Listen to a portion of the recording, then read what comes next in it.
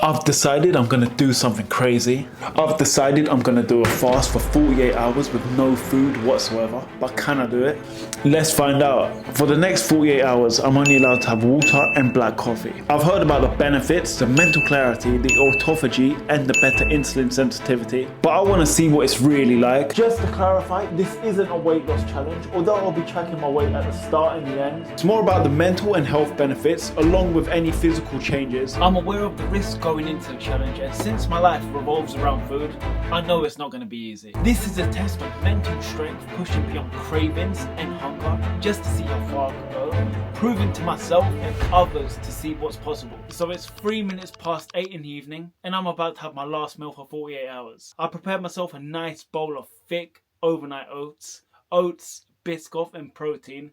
This is about 800 calories. So I'm all done with my final meal. Let the challenge begin. So it's the following morning and it's just past 8 a.m. So I'm 12 hours into the challenge now. And to be honest, I'm feeling good.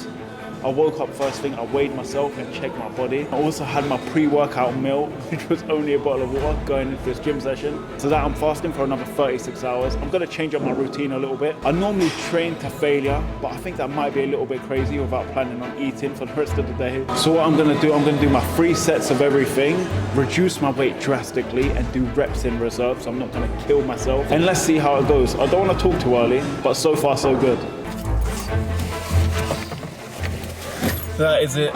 So that is the gym session complete, and I could just imagine it being an uphill battle from here, which I'm absolutely dreading. I normally go home and have a protein shake just after my workout, and I normally have a bowl of oats prior to it. So this will be 2 meals what I've skipped down in this moment of time. So I'm slowly getting a little bit more hungry now, especially after this workout, which wasn't necessarily enjoyable because I left the reps in reserve. I didn't want to overexert myself considering I'm not fueling myself for the rest of the day and tomorrow. I'm gonna head home now and I've got a lot of work to do, so it's good. It's gonna keep my mind busy, and I'm gonna have my first black coffee of this challenge. So it's 10:44 a.m. and it's time to have my first coffee of the challenge. But now, it's time to get some work done. Mental clarity and focus are the key benefits I gained from my first 15 hours of fasting. I could feel my body shifting from using recent meals to dipping into its glycogen stores. Early on, I experienced surprising sharpness. I'm more focused than expected, likely due to dropping insulin levels. While I've been busy working, I haven't really thought about food too much in this moment of time. But by the 6 to 12 hour mark, I've realized my body is starting to burn fat for energy. As my hunger is building, I have to remind myself that this is when fat burning is truly kicking in. This period tests my discipline as well as my mind and my body adjusting to the fast, but it's also a good opportunity to channel my focus into something productive. So it's coming up to 1:30 in the afternoon, and it's getting to that time where I normally go on my daily walk and have my lunch. But today I'm obviously going on my walk without my lunch. I'm not gonna lie, I am absolutely starving and it's really getting to me. And to top it off, I've got a banging headache. But we move. I knew about the risk coming into this challenge, but I didn't realize it was going to be this hard. I cannot not stop thinking about food, and I'm really struggling with that. So I might go and do something to cheer myself up, get myself a coffee to go with a sparkling water, and hopefully that suppresses the hunger for now. But it's not looking good. So after going over 18 hours without food, I really felt it during my walk. My legs felt really heavy and each step took more effort than usual. I struggled to find the rhythm, feeling slow and sluggish as if I was walking through a thick puddle of mud. Halfway through my walk, I needed a break, so I took a little time out on this bench just so I could recoup. It was really tempting to stop, but I reminded myself of my commitment to push through. With a deep breath, I forced myself to keep going, knowing that every step was part of the challenge that I'd taken on. 5:35 p.m.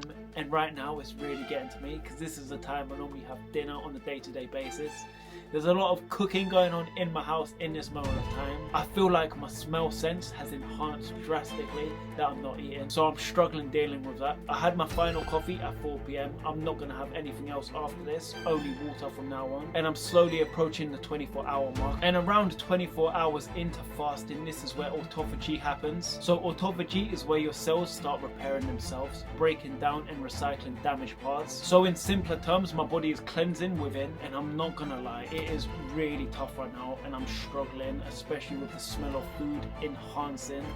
but I just need to constantly remind myself that this is for the better good and my body is going through some kind of internal repair in this moment of time. But yeah, bring on 24 hours. Time is 8:50 p.m. and you know what that means. I've made it past the first 24 hours and autophagy has finally happened inside me. And I'm not gonna lie, it hasn't been an easy 24 hours, especially from 11 a.m. onwards. From around that time, I've just had a constant headache, and that's why I'm starting to feel this funny feeling inside my stomach, which isn't necessarily hunger, although I'm absolutely starving. And after my walk, I just felt so drained and just so tired and so fatigued. So yeah, my energy levels are obviously at 0 in this moment of time, but regardless, I've made it past the first 24 hours and hopefully this is the worst of it over. But yeah, bring on tomorrow.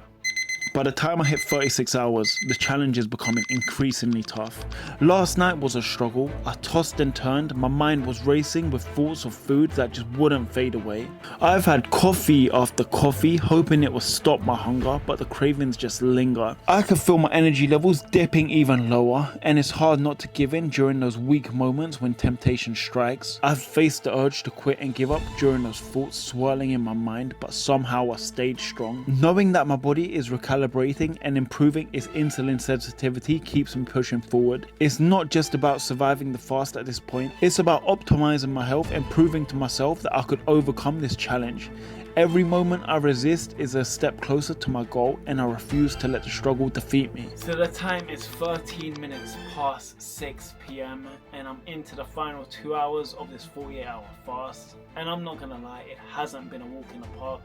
Since around the afternoon yesterday, I've had a banging headache all day, and this is called a hunger headache. So a hunger headache is also known as a fasting headache, and it's a headache that's caused by low sugar levels, and it's your body's way of telling you to eat, which that makes perfect sense why I've got this headache. In terms of my stomach, to be honest, I've really suppressed the hunger all day. I haven't really felt hungry, but I've felt a weird feeling in my stomach, which I cannot really explain. But I'm not gonna lie, it is worth it, as I've listed all the positives what I'm gaining from this in the long run. And to be honest, I lost 1.4 kg overnight, which is insane. I wouldn't necessarily recommend this method though. If you want to lose weight, I recommend finding your maintenance and going in a calorie deficit from there. This is such a mental challenge, which I'm happy to see the end of, and I'm really looking forward to my next meal. This is what kept me up last night thinking about it. Made up my mind, I'm gonna have pancakes, bacon, sausage, maple syrup and eggs. And to be honest, I'm really looking forward to this next meal, and I'm going to be truly grateful when I finally have it.